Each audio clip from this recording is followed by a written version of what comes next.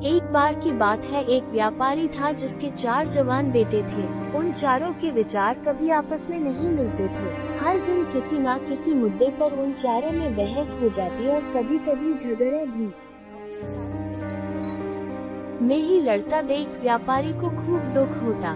इन सब से परेशान व्यापारी ने अब खुद ही इसका उपाय निकालने की सोची। एक दिन व्यापारी ने उनमें से प्रत्येक को एक के बाद एक दूर के नाशपाती के पेड़ की यात्रा पर भेजने का फैसला किया। प्रत्येक बेटा अलग अलग मौसम में उस पेड़ के पास गया और उसका निरीक्षण करके आया।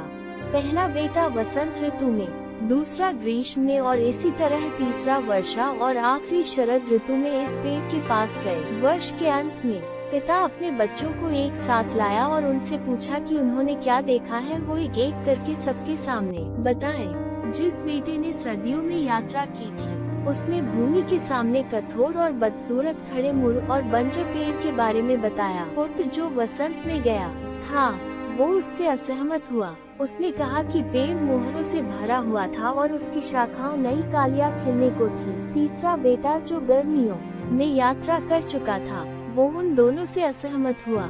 उसने जो नाशपाती का पेड़ देखा था वो सुंदर फूलों से ढका हुआ था जो दिव्य दिखता था और महकता था।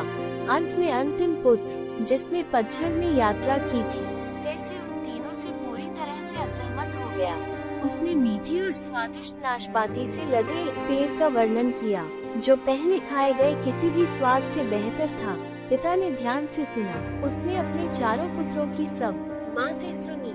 उन सभी ने नाशपाती के पेड़ का अलग अलग वर्णन किया और अंत में पिता ने कहा कि वे सभी सही थे क्योंकि उन्होंने नाशपाती के पेड़ के जीवन का केवल एक ही मौसम देखा था। उसने उन्हें समझाया कि किसी चीज का सार इस तरह से आंकना मूर्खता और असंभव है, चाहे वो पेड़ हो या उनके साथी। जिस तरह पेड़ को केवल वर्ष के अंत में एक पूरी तरह से मापा जा सकता है, हर मौसम में अडिग खड़े रहने के बाद जिस तरह अंत में पेड़ को फल नसीब होते हैं, वैसा ही मनुष्यों के साथ भी होता है।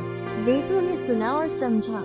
उस दिन के बाद वे किसी भी विषय या मुद्दे पर अपनी अपनी राय देते। एक दूसरे के साथ झगड़े या एक दूसरे को जज करने के वैसे एक दूसरे का पॉइंट ऑफ व्यू भी समझने की कोशिश करते। दोस्तों, ऐसी कहानी सुनने के लिए हमारे चैनल को लाइक करें, शेयर करें, सब्सक्राइब करें। Thank you so much.